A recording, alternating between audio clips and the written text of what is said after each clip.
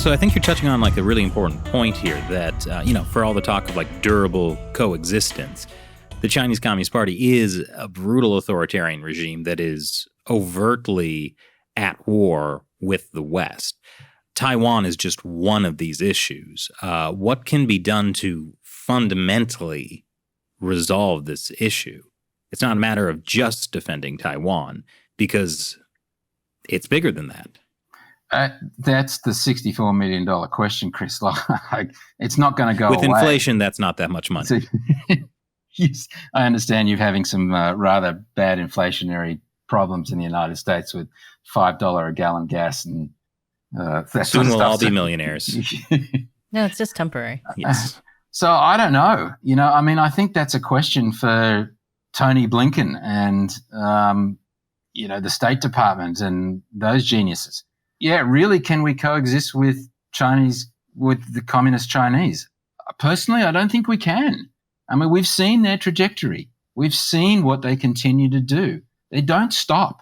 They keep going. They don't have elections. This Xi guy has made himself emperor for life, but I don't think we should ever get into a discussion where we say it's only Xi, that Xi is the problem. He's not the problem. He's part of the system. He grew up in the system. He is just a part of the system. If there was some internal troubles that happened, I don't think it will, but somehow they got rid of Xi, then perhaps you got a smarter guy that came in and started backing off a little bit. It's still only a matter of time before we get back to this situation, and it's even worse. Mm-hmm. So That's a really hard question to answer, Chris. I mean, you just want to say we've got to get rid of the Chinese Communist Party, right? I mean, that's the answer. But how do you do that? I don't know. We stop giving them money. Number one. Yeah, well, but they have nuclear weapons. They have ICBMs. They have a massive military. Their navy is now larger than the United States. They're not afraid to use trade sanctions for political purpose whenever it suits them. They don't abide by any contracts, any rules. They're in the WTO. Bill Clinton brought them into the WTO. They don't abide by the rules in the WTO. They don't abide by treaties. They did a treaty with the United Kingdom and then broke it and then crushed Hong Kong. So I can't see really what you can do with a regime like that. I don't know. I mean, I think it really does come down to we have to stop funding them. Because if you look at things like the power shortage, right, it's bad. It's so bad, and it's been bad since the summer. And it kind of only started to, Western media only started understanding how bad it was a couple weeks ago. But you have factories that are only open 1 day a week or 2 days a week. They're so short on electricity. And if that continued, that would be a huge blow to the Chinese economy. Now, of course, we're so interrelated now, it would affect the world economy. But with things like Evergrande, we're pumping so much money into Chinese companies, often Chinese state-run companies. BlackRock still says triple investment. They still say triple. We are funding the Chinese Communist Party. So if we had, the things like the tariffs, if the trade sanctions, when you start cutting off the funding, the economy is the primary thing for them. They have to keep that running or else they will face massive internal unrest.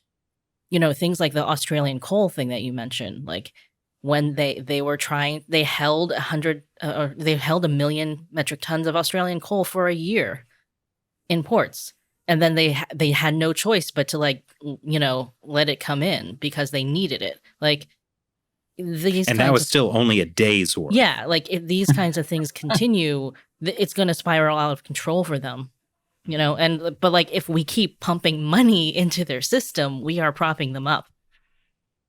Well, that's a really good point, Shelley, and I think we have to stop.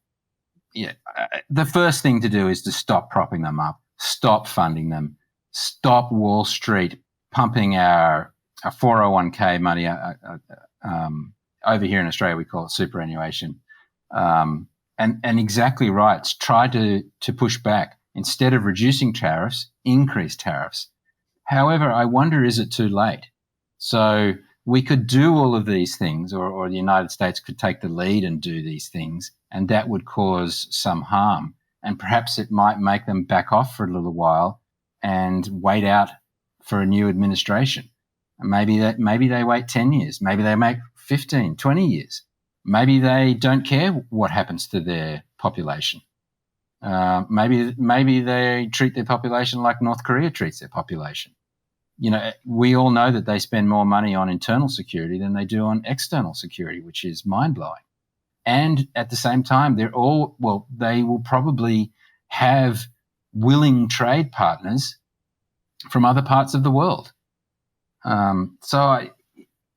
You're absolutely right. We should stop funding them immediately. We should take a more, I don't want to say an aggressive stance, but just call them out for what they do. Just announce the facts to the public so that the public is aware of their actions. And yeah, maybe we can do some of those sorts of things and that'll help. I don't know, I'm not sounding very positive here. I feel like, you're a defense guy, and all the defense people we talk to, you've been sounding the alarm for so long, right? Well, yeah. I don't know if you've had U.S. Navy Captain Jim Fennell retired on, but he's been studying the rise of China as part of his career in Navy intelligence for 30 years. He was let go by the Obama administration for simply mentioning that China was a potential threat. All of those things that people like Jim Fennell and Grant Newsham and others have been saying for all of this time, and indeed Bill Triplett, who wrote The Year of the Rat, have been saying this since the 80s, if not before, and yet we have not heeded any of their advice. Many businesses and elites have become tremendously rich, including our university system, and that's the same here in Australia. And people get rich, they don't mind looking the other way. So, yeah, from a defence perspective, from an Australian defence perspective, as I said before, there's not a lot we can do without the United States. We're a very, very small defence force, so we have to fight alongside the Americans or the British and the Japanese and the Indians. So, it really, unfortunately, comes back to the world is still led by you guys. And that's meaningful. Perhaps, I used to live in America for a long time, and perhaps you don't realize that. But you really are. You are the world leaders. You do represent the free world. And other countries do follow you, admire you, listen to you, and want to be led. So I'm putting it all on your shoulders. Nothing we can do. No, that's not true. We'll stand with you as we have always have. That you can count on most Aussies to do that. Well, yeah, I think as we've talked about, it really is a war of perception. And, at least I've known since when I started China Uncensored in 2012, I did it because I didn't think most Americans even were thinking about China. And over the course of this 9-10 years, I've seen that change tremendously. And Australia too, as you said, the perception of China in the Australian population has changed dramatically. And it's all because of China Uncensored. It might also be because of COVID and a bunch of other things. Nothing. We say thank you, Chris. Okay. Well, so this is giving me hope that when the public's perception changes, that can drive a lot of change in the financial sector. Stop them from how long can you talk about free trade with China when it's hey, we're involved in slave labor. Yeah, that's a really good point. And it has been a little bit doom and gloom from me. So I think I get it. We are in a kind of tight spot down here in Australia, isn't it? But I think to the points that you Chris, and Shelley have made, maybe it could make a difference. But we do, we have to hold them accountable. We have to stop funding the Chinese Communist Party. We have to not say, well, we'll take them to the WTO when they break the trade rules. We just have to slap tariffs on them, like the former Trump administration did. I think was fantastic, because you take something to the WTO, it's about as useful as the UN. It's going to take years before anything is done, and they don't listen to it in any case.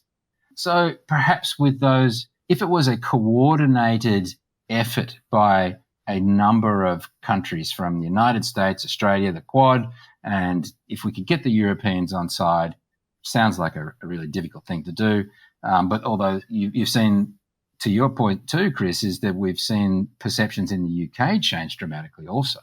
So EU too. EU as well, okay. Yeah. Not as much. Well, I'm thinking like the trade deal that they were all gung-ho about, and then like they stopped that, especially after China sanctioned like EU officials. Mhm. Okay, that's a fair point. Yeah, the CAI, yeah, exactly. So I think if we could do that in a coordinated fashion, perhaps it could make a difference. I hope it can make a difference.